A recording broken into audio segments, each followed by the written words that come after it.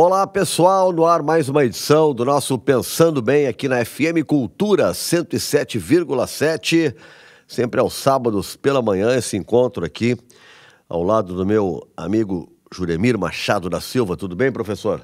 Olha, Nando, tudo bem, eu não sei. Eu só vou saber depois, porque nós estamos gravando o programa na segunda e ele vai ao ar no sábado. E o que vai acontecer na quarta-feira? Tu tá preocupado com o Flamengo e Inter na quarta-feira, né? Eu imagino. Faz uma previsão. Não vou fazer previsão. Eu acho que eu gostaria que estivéssemos felizes aqui no sábado, mas acho que estaremos, né, disputando só o Brasileirão. Eu não duvido que dê empate. Aí o pessoal vai passar a semana ou o mês dizendo quase deu. Quase deu. E não vai dar. Mas é uma boa sensação.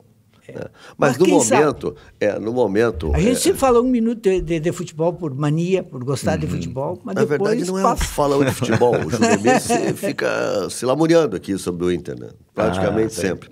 A gente está recebendo aqui duas referências do Teatro Nacional, o Júlio Maciel e também a Inês Peixoto, que são do famoso grupo Galpão, né? E eles estão aqui já numa temporada, já vão para a segunda semana aqui no Rio Grande do Sul e hoje, sábado à noite, estarão com ensaio sobre a cegueira no Teatro Simões Lopes Neto. Ali, que há alguns números assim para impressionar nossos ouvintes? Vamos aos números. O Grupo Galpão foi fundado em novembro de 1982, já fez 27 espetáculos, 15 projetos audiovisuais, 2 milhões de espectadores, 100 prêmios brasileiros, mais de 3.400 apresentações em 300 cidades, 18 países, mais de 80 festivais internacionais, 210 festivais nacionais. Inês, obrigado pela presença. Júlio, obrigado também pela presença. Prazer enorme estar aqui com vocês. Muito prazer. Obrigada pelo espaço, né? Pegaram muito frio nessa primeira semana ou tá tudo certo? Bom, tá um frio gostoso, né? Eu tô achando uma delícia, gente, curtir esse inverno aqui, né? Porque Belo Horizonte tem estado muito quente, muito seco. Então, assim, a gente curtiu um friozinho, é sempre bem gostoso. Mas a gente já veio sabendo, né? Já tiramos todas, já botamos na mala todas as blusas que tinha. Trouxemos tudo para cá. Porque lá, né, muito calor, BH e tal, então já não tem tanta blusa. Aí você vê, você vai juntando uma, outra. Não, como algo experimental, vamos curtir o frio e tal, é legal agora. Na rotina, rinite, é sinusite, é espirro, é uma loucura. E está longo esse inverno. Tá longo, interminável. Interminável. E a gente está muito traumatizado pelo ano passado, né? Então, escurece assim o tempo, a gente já fica todo mundo preocupado. Nossa, foi realmente... Eu fui ver o espetáculo de vocês do sábado, o Cabaré Coragem. É muito bom, muito engraçado. Como se diz, a gente se mija de rir. É muito divertido. E vocês transformaram o teatro todo num cabaré.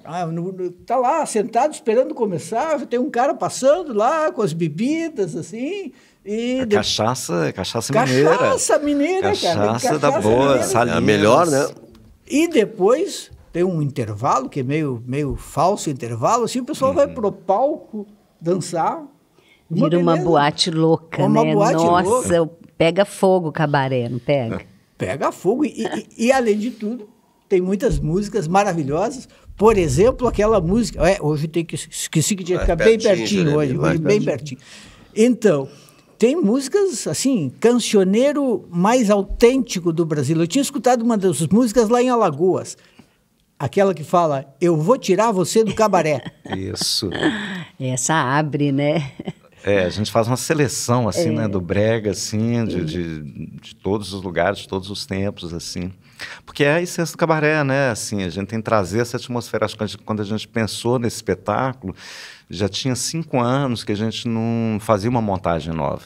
Que a gente passou pela pandemia, passando pelo governo Bolsonaro. Então, assim, né, tivemos muitos problemas e tudo, então a gente não conseguiu, porque a gente fazia de 2 em 2 anos, a gente, no mínimo, a gente estreava um espetáculo novo. E essa vez a gente teve esse ato de 5 anos, né, por causa disso tudo que aconteceu.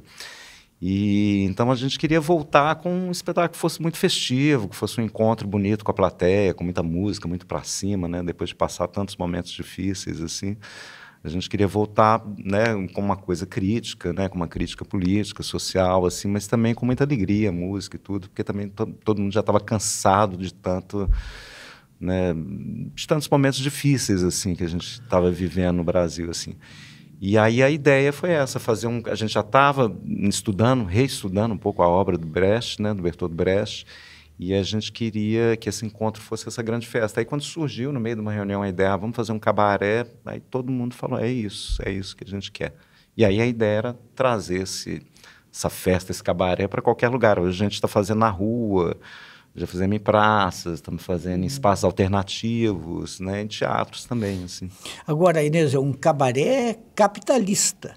Tem a dona, a capitalista, a dona da empresa, tem o proletariado, tem exploração, salários baixos, comida ruim, sopa rala, toda a exploração. Então é uma ficção, porque nada disso acontece na realidade. E tem o seguinte, tem uma espécie assim de fórmula que explica o capitalismo. Poucos em cima e muitos por baixo. É a gangorra, né? Um texto do Brecht, né? Para os poucos ficarem em cima, muitos têm que estar embaixo, né? Então, assim, é isso, né? E eu acho que isso é legal, assim, porque o nosso cabaré, ele chama Cabaré Coragem, inclusive tem a playlist, viu, no Spotify, quem quiser seguir essas músicas aí que você gostou, tá tudo lá numa playlist. Tem a outra, aquela, como é que é? Você não vale nada.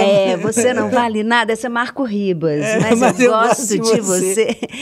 E tem o repertório que a gente canta, então, e é isso, essa mistura da música brasileira, da música latino-americana e da música do Brecht, né? As músicas que foram compostas para as obras dele. Então, tem essa mistura aí, né? Nesse Cabaré Coragem, que mistura essas linguagens todas. Assim, tem uma pegada assim de mistura do erudito, do popular. Isso, Tem uma parte assim que é Brecht mesmo, mas tem outra coisa assim que é bem de vocês agora, que retrata um pouco o Brasil.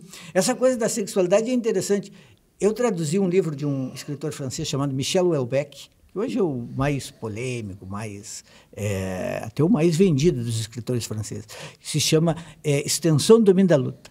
E tem uma tese no romance, um pequeno romance tem uma tese. A tese é o seguinte: o sexo é um sistema de hierarquia social. E as pessoas são divididas entre os que têm acesso ao sexo e os que não têm acesso ao sexo. Os sem sexo e os com sexo, que é uma crítica ácida também do quanto até a sexualidade é afetada pelo capitalismo. Tá, totalmente, né? No cabaré, né, como é um grupo, né, todos que já são 60 mais, assim, praticamente, né? E aí a gente quis tocar muito nessa coisa, né, da sexualidade também, mas também do etarismo, né? Os corpos já mais velhos, e aí, sabe, a sexualidade, ela existe, né? Porque é isso, o capitalismo engessa, assim, né? Ele cria fórmulas que as pessoas têm que caber dentro disso, padrões. Então, o cabaré também arrebenta com isso, assim, porque são nossos corpos, são atores todos com mais de 60 anos, se lixando, sabe? Mas ali exercendo as suas fragilidades, as suas potências, assim, sem medo nenhum, sabe? Como é que acontece, assim, na cabeça de vocês, na hora que vocês estruturam essa quebra, né, de paradigma, que fica a interação com a plateia? Né? Porque tem lá o palco, em geral, até os palcos, né, eles são no andar mais alto, fica a plateia aqui e tal. E vocês fazem um espetáculo onde a plateia também participa do espetáculo. Como é que funciona isso aí, na hora que tu está pensando, em que momento acontece isso, como é que funciona? Olha, eu acho que isso vem da própria tradição do Galpão, né? O Galpão nasceu na rua, né? Fazendo espetáculos de rua. Durante esses 43 anos, a gente sempre teve um espetáculo de rua no repertório, né? Então, para a gente é muito importante, né? A nossa formação vem da rua. E a rua tem esse contato muito direto com o espectador, né? Não tem essa coisa das luzes tão fortes, não tem, né? Então você olha muito nos olhos das pessoas que estão na plateia, né? Tem muita interação. Então isso faz parte, a gente gosta muito dessa interação, a gente gosta muito de fazer espetáculos que não tem essa quarta parede, que tem uma interação direta, né? E o cabaré é super propício para experimentar, né? O cabaré também é um tipo de espaço que tem muito essa interação, né? Na história do cabaré, assim. A gente desce o tempo inteiro, né? Os Naquela funcionários... descida, por exemplo, já na primeira descida, que tem aquela coisa de me ajuda a descer e tal.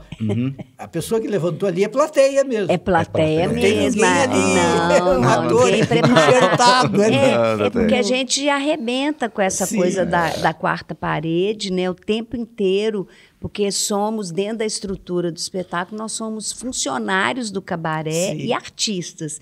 Então, a gente transita o tempo inteiro entre essa linha. A gente borra totalmente essa divisão entre plateia e público, ou seja, a gente fica... Quem está no palco, aí tem um fazendo um número, os outros estão lá embaixo, tirando foto, vendendo a cachaça, fazendo coro para quem está em cima. Eu cheguei a notar ali, eu tentei enxergar, mas não consegui. A cachaça ela estava sendo vendida ou era oferecida? Se você puder, você dá a contribuição de R$2. Senão ela é dada. A foto é a mesma coisa. Era uma cachaçinha mineira. Uma cachaça mineira, Tu achas, né? R$2? Pô, tá louco, maravilhoso. Ô, Inês, e o pessoal, assim, porque quem não está acostumado a estar vendo vocês toda hora, ver as peças mais tradicionais, não está acostumado com isso, né? E as pessoas reagem meio surpresas quando dizem, me ajuda a descer, ou vem cá, eu quero te dizer uma coisa, sei lá como é que é, mas ficam surpresas. É muito lindo porque a gente, quando a plateia entra, a gente já está por ali, né? Você assistiu, você viu, né? A gente já está ali, cada um na sua função, madame já está sentada ali na cadeira, a gente já começa... por exemplo, eu tiro fotos polaroids, eu vendo fotos, aí Simone e Eduardo, eles vendem a cachaça, aí o outro lidera, o outro chama para dançar. A gente já começa a dar pistas para a plateia de que eles vão ter essa liberdade com o espetáculo. Fotos Polaroid, tu vende por acaso, aquelas antigas que a gente batia, isso aí na hora.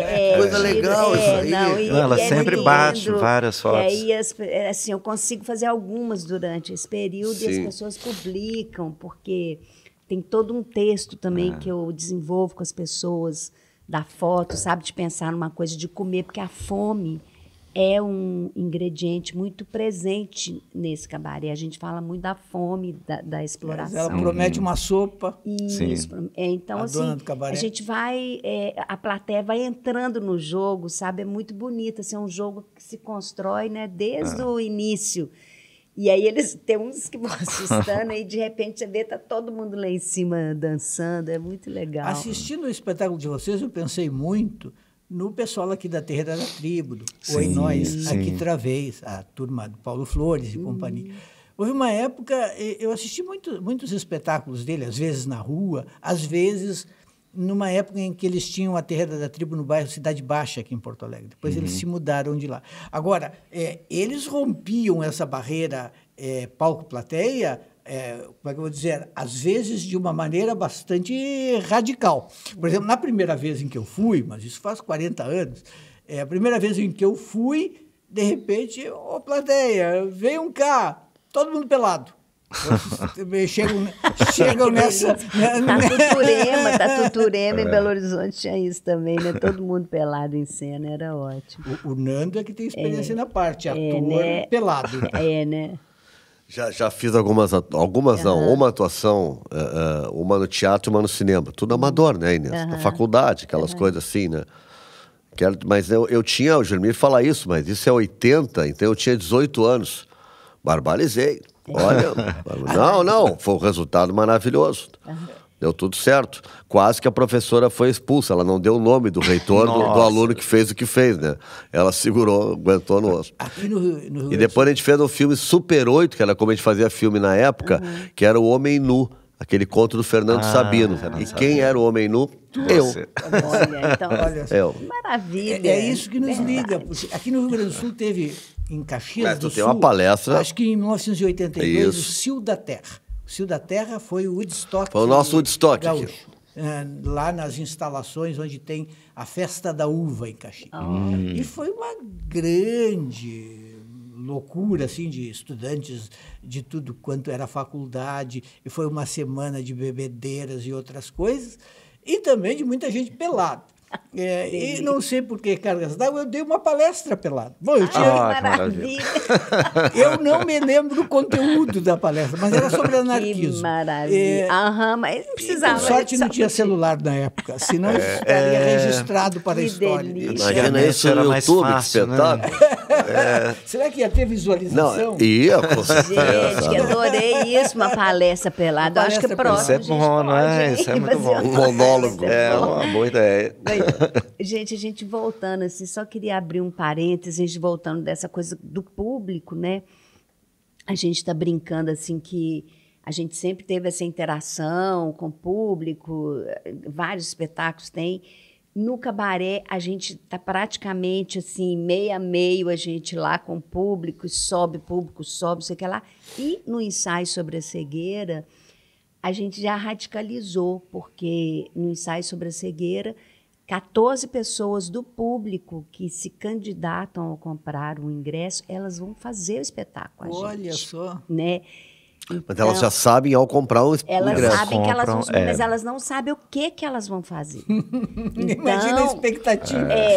Elas adentram o espetáculo a partir da segunda parte do espetáculo, as pessoas entram em 2 blocos e a gente tem uma interação muito especial, que é uma interação que, ao mesmo tempo, ela é ali o real, mas ela está dentro da fábula.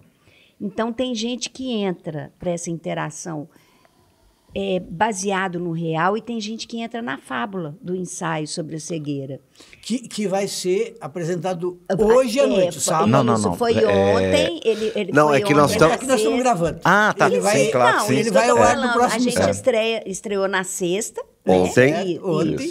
E aí vai ter hoje. E amanhã. E amanhã, né? Porque nós estamos falando hoje do sábado. Sábado de manhã. Isso. Então, E assim, para E o é isso. nosso ouvinte conhecer um pouco mais, o Júlio, tu és o diretor desta peça, o Cabaré Coragem. O ensaio sobre a cegueira, quem é o diretor? O diretor é o Rodrigo Portela. Rodrigo Portela, que Certo. tem feito vários espetáculos assim, muito importantes. Assim. Ele dirigiu o Tom na Fazenda, que percorreu o Brasil inteiro, foi muito premiado. Foi premiado na Europa também, apresentou muito na Europa. Ele mora hoje em Barcelona, na verdade, já há algum tempo em Barcelona. E dirigiu a Vera Holtz com Ficções também. Estará aqui também. Ele virá. vai... Sim. Ele vai chegar aqui... Sábado. Hoje. Agora, vocês poderiam contar um pouquinho mais a história do Grupo Galpão para os nossos ouvintes aí. São 43 anos de história. Falem aí um pouquinho como é que surgiu. Tem muita gente, ainda tem várias pessoas fundadoras que ainda Sim. estão no grupo. Sim. Então, o grupo ele nasce em 82 a partir de uma oficina que foi dada na cidade de Diamantina, naqueles festivais, né, de inverno que sempre teve no interior mineiro, Da ali nas UFMG. cidades da UFMG, das cidades históricas. E aí eram 2 diretores alemães que vieram do Teatro Livre de Munique. E que em 1982 eles vieram dar uma grande oficina em Diamantina, no Festival de Inverno, e aí várias pessoas estavam fazendo essa oficina. Alguns atores, quando terminou essa oficina, se juntaram e a partir, né, desse núcleo de, acho que 5 atores, eles começam a querer dar continuidade para o trabalho. Depois, esses 2 diretores alemães, eles vão a Belo Horizonte e dirigem a Alma Boa de Sept-Soins, do Bertolt Brecht, né? E aí, a partir desse primeiro trabalho, é que esses 5 atores, bem jovens ainda, resolvem dar continuidade ao trabalho, porque eles, né, esses diretores trazem técnicas com perna de pau, né, esse tipo de técnicas assim que, né, que não tinha muito aqui, né, lá em Belo Horizonte. E aí esses atores se juntam e começam a dar continuidade ao trabalho. E aí eles criam um primeiro espetáculo, né, usando o que eles aprenderam ali, essas coisas das pernas de pau e tudo, essa linguagem de circo um pouco, e eles vão desenvolvendo, e eles vão para a rua exatamente, porque eram atores jovens, não tinham espaço, era impossível conseguir uma data num teatro, assim, um grupo desconhecido, e aí começa a desenvolver o teatro de rua, e aí começa com vários espetáculos e vai acontecendo um Grupo Galpão a partir daí. o Eduardo conta uma história muito legal, que ele é um dos fundadores, né, que ele vai para uma reunião com a Teuda e ele falou: Teuda, eu tenho uma mala de umas roupas da minha família, umas roupas antigas. Eles abriram a mala, tinham um vestido de noiva, o terno do noivo, e aí o vestido de noiva coube na Wandinha, a Wandinha ficou sendo uma noiva, a Teuda fez o pai da noiva, e eles construíram um esquete de rua, usando perna de pau, usando cuspir-fogo, bororô. Aí chamava Noiva Não Quer Casar. Eles criaram uma esquete para ser apresentada nas ruas do centro de Belo Horizonte, e a partir disso, assim, mas é muito bonito pensar que, assim, o Galpão começa com essa mala de figurino, esse desejo de um grupo continuar fazendo teatro, ocupando as ruas, que, né, no começo da década de 80, as ruas ainda estávamos ainda sob a ditadura, então o espaço da rua não era um espaço muito bem-vindo para a alegria, para a arte, mas o grupo começa a ocupar e vai fazendo o maior sucesso, sabe? Sendo chamado para festas, né, de sindicatos e rananã, e o grupo vai se organizando a partir disso e cria, né, essa linguagem assim também, que é uma linguagem que é experimentação. Cada hora está num lugar com um diretor diferente, com direção interna, mas as pessoas resolveram viver de teatro para o teatro ali, né? E funciona como uma cooperativa. É uma cooperativa. É interessante que é um grupo que é difícil, né, ter, assim, é um grupo só de atores. Né? Claro que eu dirigi esse espetáculo, dirigi um outro espetáculo também, que era o Tio, a Saga de um Herói Torto, em 2009, mas só todo o grupo. Então, é um grupo de atores e que tem muito essa prática de convidar diretores, assim, pessoas que a gente acha interessante pelo Brasil inteiro. Né? Então, a gente já trabalhou com o Paulo José, o queridíssimo Paulo José. É daqui. Daqui, queridíssimo, né? Que fez 2 montagens com a gente, assim, muito importantes. Fizemos o Inspetor-Geral e Um Homem é um Homem com ele. Mas vocês escolhem as montagens e daí chama o diretor. A gente chama o diretor. Às vezes o diretor tem um projeto, Sim. Às vezes a gente faz dramaturgias construídas em processo. Tudo depende, assim, a gente vai pensando assim, a gente quer trabalhar tal coisa, aí a gente pensa numa pessoa. Por exemplo, o ensaio sobre a cegueira, a gente chamou o Rodrigo para trabalhar. Sim. Mas a ideia do ensaio, ele que tinha vontade de montar. E ele falou com a gente, olha, é um desejo de adaptar esse romance do Saramago para o teatro, mas eu sempre achei que eu só conseguiria fazer isso se eu tivesse um grupo, né? Porque essa questão do coletivo, para ele era muito importante e é muito importante nesse trabalho, sabe? Essa energia do coletivo, assim. Aí ele trouxe, a gente embarcou com ele, que a gente queria. Por exemplo, o texto do Cabaré Coragem é um texto produzido coletivamente, cada um vai acrescentando um pouco, e ao longo, por exemplo, das apresentações e dos ensaios, dá para ir acrescentando coisas que vão surgindo? Olha, ele nasce, né, o trabalho do Cabaré Coragem, até por ser uma direção interna no grupo, ele nasce muito através de um processo colaborativo. Né? Então, tudo nasce muito do desejo dos atores. Né? Então, acho que a primeira ação para a montagem do Cabaré foi combinar com cada ator, para cada ator escolher 2 músicas ou textos e coisa que fosse interessante. E aí a gente, né, o Luiz Rocha, que está em cena também, é o diretor musical, então ele começou a trabalhar com cada ator músicas que cada ator gostaria de cantar e tudo. E aí a gente passou durante quase um ano fazendo experimentações dentro da nossa sede. A gente tem um galpão, né, que tem um espaço para mais ou menos 50 pessoas, que é onde a gente monta os espetáculos. E aí a gente experimentando, a gente fez 4 experimentos lá dentro. E aí a gente abria para o público. Então, no início, era só algumas músicas, às vezes um texto ou outro, uma improvisação ou outra ali. E, aos poucos, isso foi amadurecendo. Aí fizemos outro ensaio aberto. E aí o público, e a gente ia conseguindo entender o que era interessante, o que funcionava, o que não funcionava, a partir do olhar do público, assim. Então, foi muito construído com o público. E teve uma coisa muito bacana também para a montagem do Cabaré Coragem, porque a gente tinha ideia de chamar assim vários parceiros. Então, desde parceiros que estão com a gente há, sei lá, 20 anos, que trabalharam com a gente, como um maestro que trabalha com a gente, Hernani Maleta, a Babaia, que é preparadora corporal, pessoas que estão há muitos anos junto com o grupo, o Márcio Medina, que fez o cenário e figurino. Mas a gente também queria chamar parceiros que nunca tinham trabalhado, parceiros jovens, assim. Então, a gente trabalhou com o Rafael Barcelar, que tem uma tradição de cabaré em Belo Horizonte, né? Um cabaré mais contemporâneo, mais moderno, David Mauriti. Então, a gente foi juntando e agregando pessoas de várias gerações, né, que a gente gostava, enfim. Tem o Vinícius Souza, que fez a amarração da dramaturgia toda, escreveu algumas cenas, mas também fez uma finalização assim, do que a gente já estava trabalhando. Então, a gente foi experimentando, a gente passou um ano experimentando assim, né, formatos dentro do nosso salão. Aí a gente montava no salão um cabaré mesmo, com mesinha e tudo, bebida. E aí a gente foi surgindo muito lentamente, mas a partir dessas experimentações, assim. E até, igual, por exemplo, quando a gente chama o Rafael Barcelar, que já tem uma tradição de cabaré, a gente queria entender um pouco o que seria esse cabaré contemporâneo.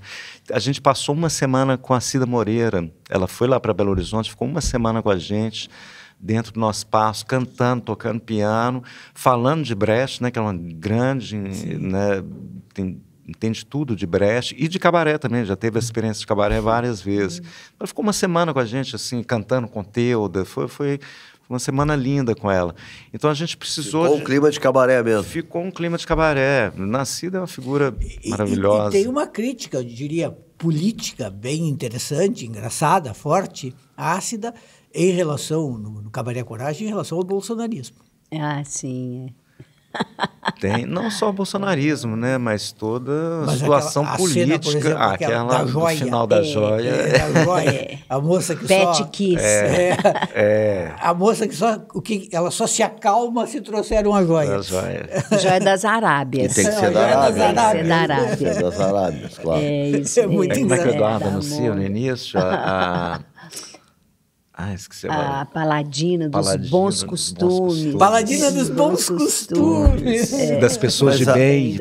Dos bons costumes das pessoas de bem. Mas é assim, aí, independente de qualquer coisa, há uma questão que é prática, né? Todos as pessoas do segmento cultural que trabalham com arte tiveram muita dificuldade nesse período. Né? Porque simplesmente foi ignorado, né?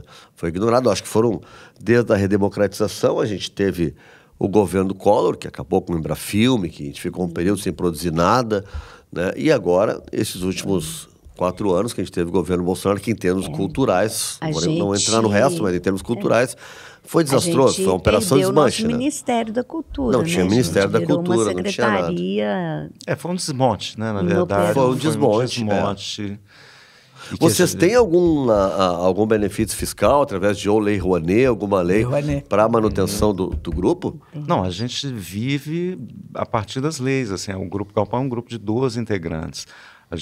Hoje a gente tem, né, depois desses 43 anos, a gente tem uns 20 funcionários. Assim, a gente tem um centro cultural, a gente tem a nossa sede, mas a gente tem um centro cultural que funciona, acho que há 25 anos. A gente está aqui, por exemplo, com 2 espetáculos, com 4 oficinas, né? Um bate-papo na universidade. Então, assim, o que a gente está fazendo aqui, a gente faz pelo interior do Brasil, chegamos de uma turnê pelo interior de Minas. Então, a gente tem um projeto muito robusto assim, de circulação, mas não só dos espetáculos, de encontros, de ações formativas, né? Então, assim, a gente conta demais com o fomento, a gente precisa disso, porque você não consegue circular. Sem a Lei Rouanet seria impossível a gente manter o trabalho.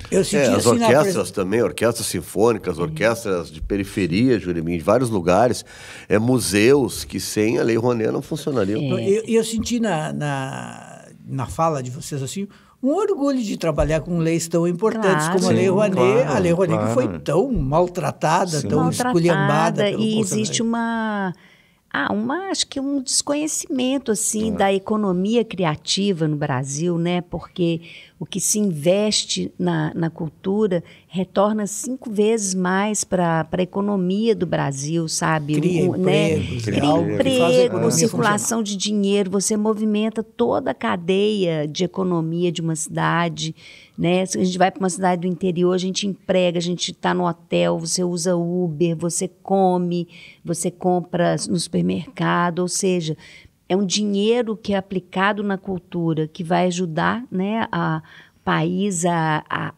fortalecer a sua identidade, e você ainda faz a economia girar, tem sabe, para todos os lados. Assim, então tem um desconhecimento muito grande do quanto que retorna esse dinheiro investido na cultura, esse dinheiro que a gente aplica para ações culturais, isso retorna 5 vezes mais, sabe? Isso é dado estatístico, sabe? Então, as pessoas que vão contra a Lei Rouanet é um desconhecimento, né? A falta de conhecer realmente o poder e a necessidade dela. Assim. Eu achei muito bonito. Fizeram um processo de demonização da lei, desinformando as pessoas, um monte de coisa que ficou difícil, né? Para a pessoa que não foi buscar a informação e tal, que só recebe, que está ouvindo. Né? Foi um processo de destruírem com a Lei Rouanet. Foi. Mas eu achei muito bonito que nas duas apresentações que a gente fez do Cabaré, as pessoas aplaudiram na hora que é falado no final sobre a Lei Rouanet. Achei isso muito bonito, assim, muito importante. Isso mostra que as pessoas também estão informadas agora, depois de tanta polêmica. Eu acho que porque, importante. digamos assim, a extrema-direita tentou passar a ideia do Brasil de que a Lei Rouanet era uma lei que servia para dar muito dinheiro para artistas muito famosos, ricos, que eram os que teriam realmente acesso e se apropriariam de dinheiro sem precisar. A gente tem um vídeo que tem assim, milhões de visualizações que chama Valorize o Artista Brasileiro, né? Porque se você pensar assim, se você pensa numa cadeia de quando existe um evento cultural, o pipoqueiro ganha, o cara do hotel ganha, o caminhoneiro ganha, quem vende papel, quem vende tecido, quem vende madeira, quem vende material eletrônico, equipamento de som, ou seja, quem trabalha com a força de carregamento, todo mundo ganha. Um evento, uma atividade cultural, ela movimenta a cidade inteira, né? Então, eu acho que é isso, assim, tem que batalhar para as pessoas entenderem a importância da arte e como ela é boa também para outros. Se você não tem se você não valoriza a arte como algo ligado à identidade, ao sensível, você pode valorizar também que o seu negócio vai se dar bem. Claro. Né? Oi, Inês. A economia criativa. Isso. O gaúcho tem a fama de ser mais fechado, aquela coisa toda. Como é que ele reage na interação com a plateia? Vocês, comparando com outros estados aí que vocês viajam, como é que é o gaúcho nisso? Ele manda bem ou fica mais retraído? Olha, mandaram super bem. Super bem. Foi incrível. Cabaré pegou fogo. Você viu, né? Você viu. O negócio... Tu foi pro palco dançar, Júlio mesmo? Eu estava muito atrás. Tá. E vai chegar e disse, não, eu estava claro que é desculpa.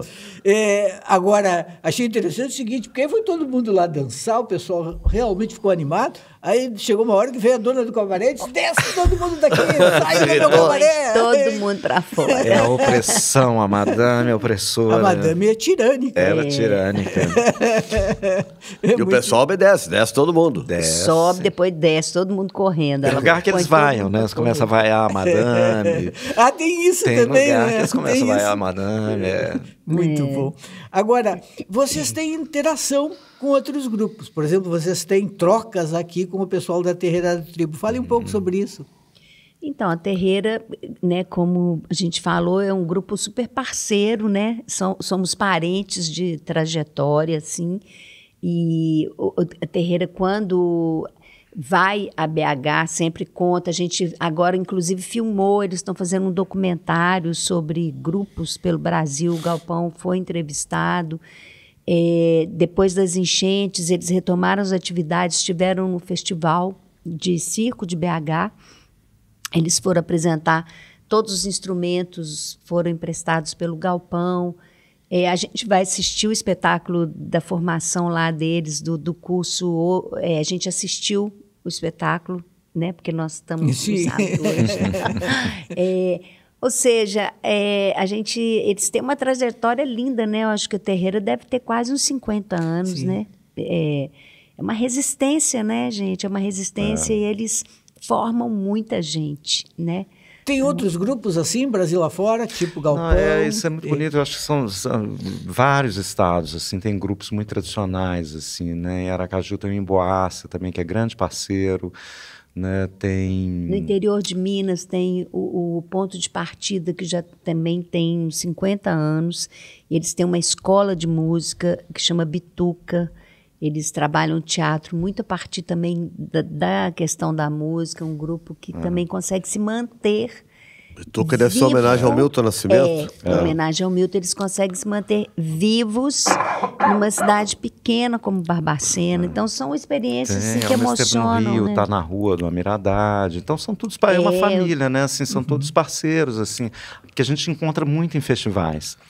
Né? Então, tem uma Miradade, tem um Tá na Rua. Agora está tendo, né? Já tem uns 2, 3 anos, tem o Festival Amir, que ele faz na Lapa, né? Em Natal tem o Clowns de Shakespeare. Mas se você for pelo Brasil, cada cidade tem um grupo interessante. E isso assim. mostra a força do teatro e também que uma coisa não mata a outra. Televisão não matou o teatro, o cinema também não, a internet também não. As coisas vão se ajustando. Mas dá até a impressão que, né, quanto mais, né, essa coisa da tela, do celular, das redes sociais, mais necessidade as pessoas vão ter de ter uma relação teatral, que é uma relação que o cinema não tem, que né, a televisão não tem, que é você estar diante do outro, né, assim, você estar junto numa sala, discutindo sobre o ser humano e tudo, mas presencialmente ali, né, respirando o mesmo ar, como tem um outro espetáculo que a gente fala, respirando o mesmo ar. E essa possibilidade de você estar junto, dentro de uma sala, né, é cada vez uma coisa mais rara, né? É a arte da presença mesmo, assim, né? É uma experiência diferente. É uma experiência diferente, assim, as pessoas vão ter necessidade de ter esse contato, porque cada vez está ficando mais raro, né?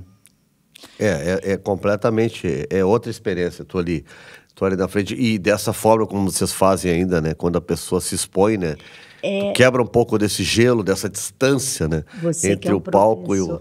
Isso que eu ia falar, você que é um professor, não sei, tem um escritor francês, chama Denis Guénon, que a gente leu agora, até para esse processo do ensaio, e ele fala muito isso, que o teatro, no começo, era o lugar onde as pessoas iam para aprender.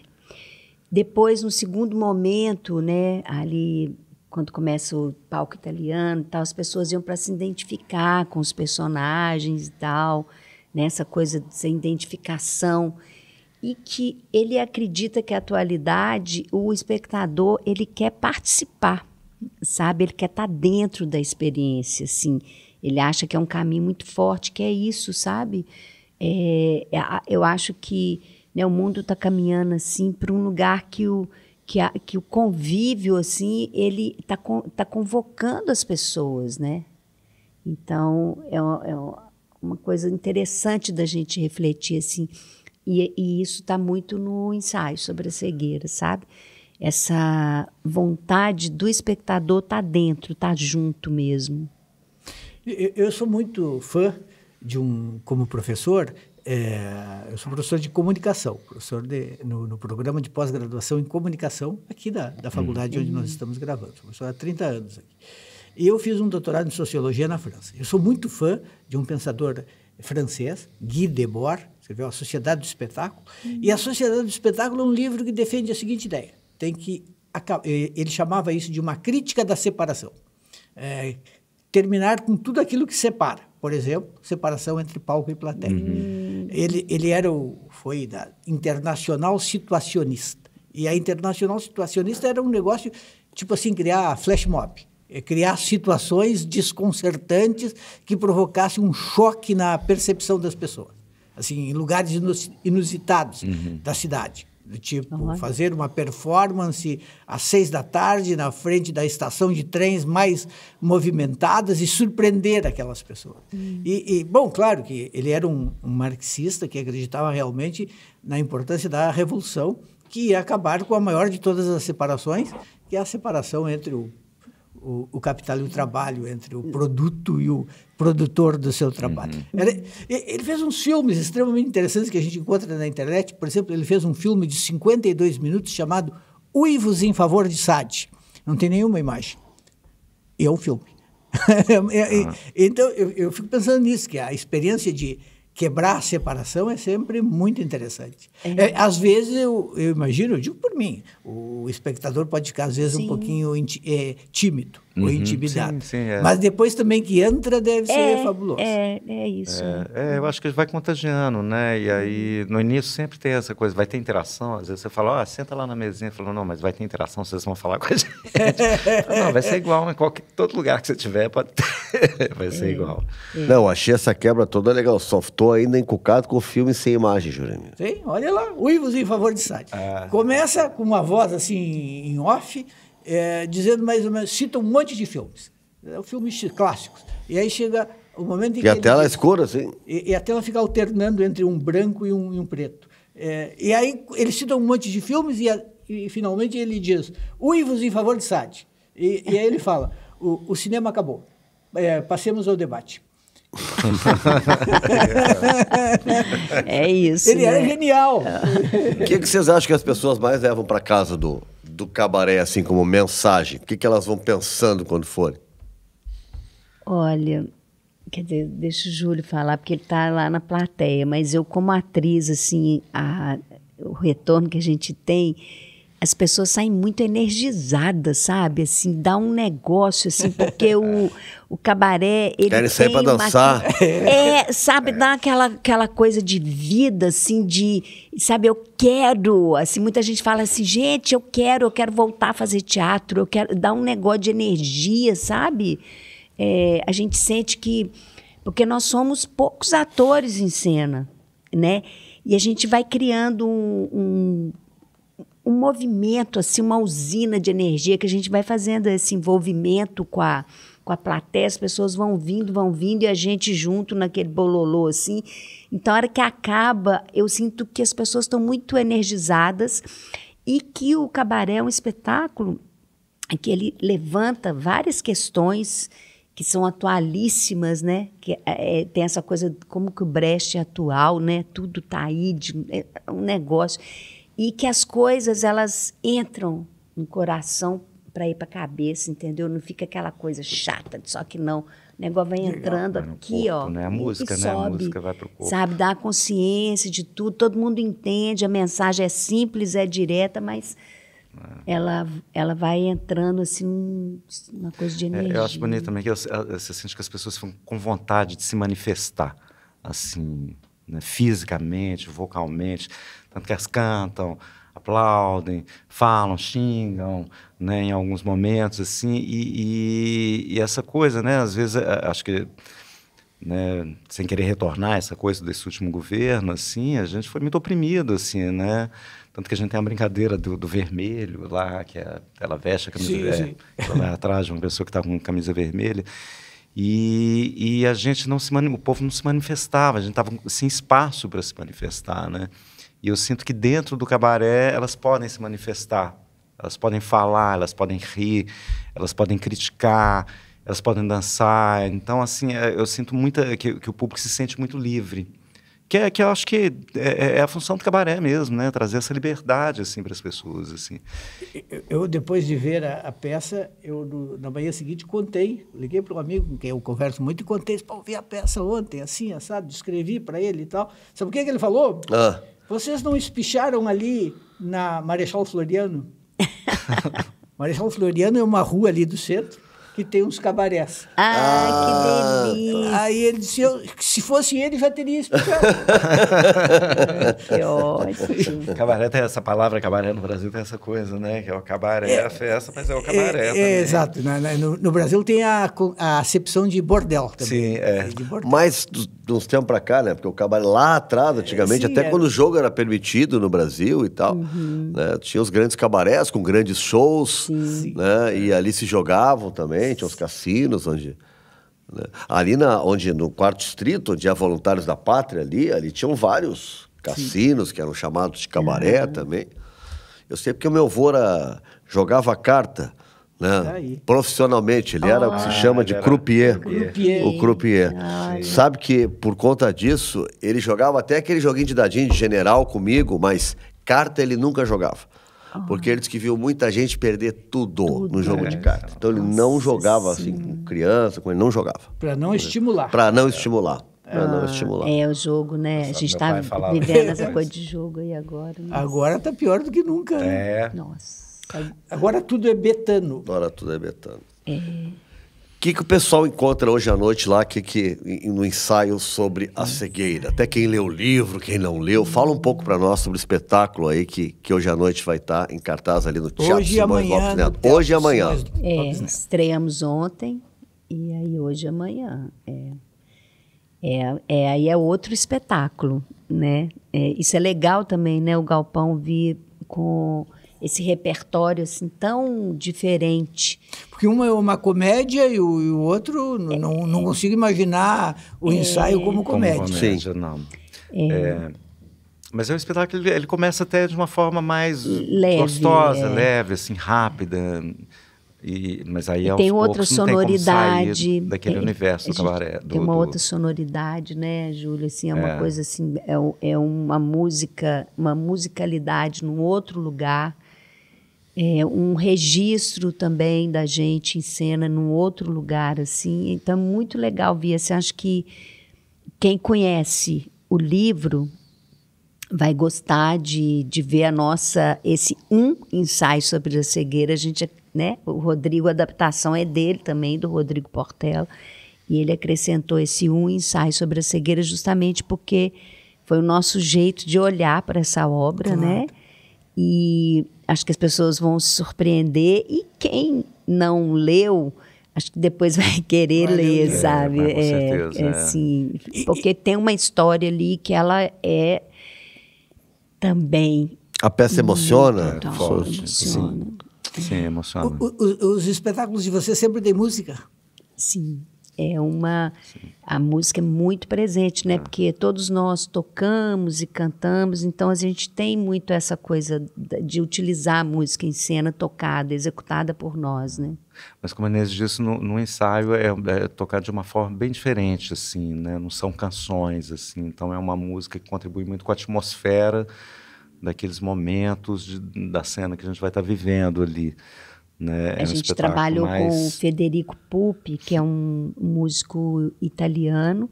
Ele trabalha muito com o Rodrigo Portela e a gente fez uma oficina com ele. A gente teve um encontro com ele muito legal. Ficamos uma semana com ele trabalhando sonoridades, muito estimulados pelo livro, mas não sobre cenas. E acabou que... cello, né? Violoncelista, né? Ele mesmo, isso mesmo. E foi incrível o trabalho com ele, né? Como é que foram as oficinas? Teve muita procura? Muita procura. Como é que foi a interação com os legal. Artistas gaúchos? Muito lindo. A gente fica assim, bastante emocionados, assim, todos, assim, com a procura, né? Com a delícia que é trocar, né, gente? Porque uma oficina nada mais é do que a gente trocar experiências com as pessoas, né, daqui, enfim. Para a gente é muito enriquecedor, assim, cada oficina é um momento de aprendizado para a gente, sabe? E a gente passar um pouco, assim, porque, como o Júlio falou, nós somos um grupo de atores, então a gente não tem um diretor com uma linha de trabalho. Não tem hierarquia nesse grupo. Não tem uma hierarquia. Da cooperativa. Então, essas oficinas é um modo da gente compartilhar, dividir com as pessoas exercícios, jogos que a gente foi coletando durante essa trajetória. Então, tem jogo que vem de Cacá Carvalho, tem outro que vem de Paulo José, e vem de Yuri Auschwitz, e vem, sabe, de Paulo de Moraes. Cada um deles trabalhou com a gente de um jeito. E aí a gente vai guardando, né, as experiências legais e a gente divide, é isso aí. E tem oficina de planejamento, de produção também, que aí as meninas passam toda essa né, a oficina da questão técnica, assim, essa parte técnica da cena, porque aí é compartilhar também essa, né, a maneira do galpão produzir, de planejar suas ações, de montagem. Então é isso, a gente divide um pouco a maneira que a gente exerce. São quantos envolvidos no espetáculo? Vocês vieram quantos para cá de BH? No Cabaré são 7, né, atores, com a Tilda Bara. E no ensaio são acho que 9, né? 9. São 9 atores do grupo. Sonorização, iluminação, vocês usam daqui ou vem? A gente traz toda a nossa equipe. Todo mundo. A gente traz a equipe, né? Uma pessoa que vai fazer o som, a luz. A gente viaja com umas 7 pessoas acompanhando. Produção. E essa equipe tem que falar alto ou tem microfonização? Tem sonorização para microfone, para voz? Tem assim. O som é complexo. Para cada instrumento. E a gente viaja. Essa equipe técnica, ela é uma equipe também muito interessante, porque é uma equipe que é do grupo, não é uma equipe que a gente monta para viajar. Eles são do grupo e eles participam de momentos criativos também, entendeu? Então, por exemplo, sei lá, a gente vai montar o cabaré ou vai montar o ensaio sobre a cegueira. Aí, sei lá, eu tenho uma ideia de uma coisa de iluminação que eu tô afim, aí eu vou lá, falo, Rodrigo, estou pensando isso para o meu workshop, que é um jeito que a gente trabalha muito através de workshop. E eles adoram participar, construir equipamentos, construir coisas para a gente poder julgar a ideia para os diretores. Aí, se as coisas pegam, elas vão para a cena, né? Isso é bacana, que não é uma equipe só de montadores ou só de pessoas que fazem o ato ali durante o espetáculo. Cumpre o roteiro apenas. Não, eles são criadores, faz parte do grupo há muitos anos. Então, é uma equipe que está junto, assim, que é o Grupo Galpão. Né? O Grupo Galpão não são só os 12, né? Tem essa equipe técnica que está junto com a gente e que trabalha com muito empenho e cria também, ajuda a criar, experimentar. Né? Mesmo a equipe de produção, são pessoas assim, a gente vestem muito a camisa, assim, a gente está já estão há muito tempo com a tem gente, entrosamento, né? Sabe a hora certa de entrar cada coisa, né? Cada luz, cada som. E tem um cuidado com cada detalhe ali deles também. Assim. Vocês dois, Júlio e Inês, estão no Grupo Galpão há mais de 30 anos. 34, né? 34, mais ou menos. Como é que foi? Como é que vocês descobriram? Como é que vocês entraram? Entraram mais ou menos na mesma época? Você foi um pouquinho antes, Eu fui um pouquinho antes, que eu fui antes do Romeu e Julieta, que a gente fez o Romeu e Julieta de rua com o Gabriel Vilela. Foi um espetáculo que projetou a gente para o Brasil inteiro, né? Viajamos muito para o exterior com ele, foi um espetáculo muito importante na carreira do Galpão. Eu entrei um pouquinho antes no espetáculo anterior, que era o Álbum de Família. Entrei para substituir um dos atores. E eu tinha acabado de sair do TU Teatro Universitário, eu fiz teatro universitário da UFMG lá em Belo Horizonte. Vocês dois são mineiros? Sim. Somos. E aí eu entrei, tinha acabado de sair da escola, menino. E eu menino de entrei 23 também anos. No processo de Romeu e Julieta.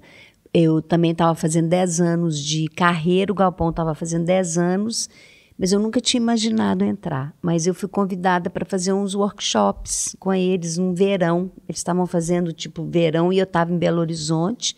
Não estava na praia, ainda bem. Mineiro ama praia, né? Mineiro não pode ver praia. Aí eu estava em Belo Horizonte, o Toninho me ligou, falou, você quer participar? Eu falei, eu tinha feito um filme, conhecido Toninho e Teuda num filme. E aí eu falei, quero. E desse processo, eles precisaram de uma atriz para entrar para o Romeu e Julieta. E aí eu entrei, entendeu? Então foi assim, aí entrei, tô a 34, vai fazer 34, né, entra, Júlio? Então, assim... Que ninguém entra. Entra, não consegue sair. Aparece muita gente ainda querendo entrar, ficar? Aparece. Aparece. Daqui, gente, vocês vão para onde depois? Estamos indo direto A gente para o está Rio. indo direto para o Rio com o ensaio sobre a cegueira. A gente vai estrear lá no Carlos Gomes, que está reformado, né? E no 4, 5 anos centro. Isso. Eles reformaram, parece que a reforma ficou super legal e a gente estreia lá. Fazer 4 semanas no Rio também, ficar um mês lá. Depois São todos mineiros do grupo? Não, o Eduardo é nascido no Rio, mas foi bem cedo. Não precisa, então, certidão de nascimento de mineiro para poder fazer parte. Não Gaúcho tem chance precisa. lá? Claro que sim. Não precisa. E futebol lá, vocês falam sobre isso? Cruzeiro, Galo, tem essa coisa aí. Tu curte, Júlio? Uai, fala, bicho. Assim, meu pai jogava. Meu pai jogava, na época do Cruzeiro, era Palestra Itália. Sim. Mas eu sou um zero à esquerda no futebol, perna de pau total. E o sonho dele, ele teve 7 filhos, o sonho dele era ter um filho jogador de futebol. Não rolou. Nenhum, eu era o caçula, era a última chance. Mas pelo menos torce pro Cruzeiro? Torço pro Cruzeiro, mas eu tenho um filho que joga muito bem mesmo. Atleticano. Olha aí. 17 anos, E tu, atleticano. Inês, curte? Olha, eu eu só... te emociona. Não muda a tua vida, não e eu acho que o acontece. futebol hoje está tão também assim... Eu torço pelo Brasil na Copa, né? Mas às vezes fica assim com um pouco de estrelismo, de mais desânimo. Mas assim, olha para você ver. O Eduardo é flamenguista, lá em casa. Eu tenho um filho atleticano e um cruzeirense. Então eu fico assim, gente... Eu quero que todo mundo seja feliz, então, e ganhar. Eu até perguntei que tem uma bronca na torcida do Cruzeiro atualmente com o Milton Nascimento. Porque o Cruzeiro usou uma música, uma peça publicitária do Milton sem pedir autorização. E o Milton está pedindo a parte dele, né? Os direitos autorais. E a torcida do Cruzeiro ficou muito brava com ele. A torcida acha que o cara tem que dar música, não ganha nada. Pronto. Que o jogador tem que jogar e não ganhar salário, porque ele é cruzeirense. Né? É absurdo, né? Cobrar do Milton isso. Aí trabalho. Aí não rola. Aí não. Juliemir, terminou nosso tempo. Terminou, que pena. Hoje à noite lá no teatro, então. É 8, 9, como é que é, Bruna? É 8, 9? 8 hoje. Então, hoje, sábado, 8 e domingo, 6h30. Às 18. 18. É 6 horas da tarde, quase uma matinê, mas é uma Foi errado, delícia, né? Sábado, 20 horas, domingo, às 18 horas. Precisamos agradecer a Bruna Paulin, que gentilmente, eu mandei mensagem para ela respondeu 1 minuto depois. Para mim, ela nunca e articulou responde. a vinda do Júlio e da Inês aqui. Gente, adorei conversar com vocês. Gente. Muito obrigado, Prazer viu? estar aqui com vocês. Uma Bom honra. trabalho para Obrigado, vocês. gente. Estaremos lá Obrigada. hoje à noite. Parabéns pelo trabalho de vocês. Obrigada. Tá bom? Valeu. Fechando aqui, então, para a nós pensando bem, para o quê, Juliemir? Dizer parabéns a você. Para Matinal Jornalismo. Nossa, Matinal Isso é Jornalismo. importante dizer. É importante. Matinal que está fazendo uma belíssima campanha para ter mais pessoas, leitoras, assinantes, e a gente está pedindo aí que o pessoal assine a Matinal, porque jornalismo independente é muito, muito importante. E raro. Importante e raro. E a Matinal também, no site, está sempre colocando, né? O Pensando Bem, também no site da Matinal, tem ali alguns cortes também, vai estar mostrando. Isso. E encontra também no YouTube Aldeia Global, né? Vai encontrar também o Pensando Bem. Tá certo? Aqui na ProHub e na Famecos. ProHub aqui no estúdio panorâmico da Famecos, na PUC. Obrigado, gente. FM Cultura segue. Sábado que vem a gente se vê. Tchau, tchau.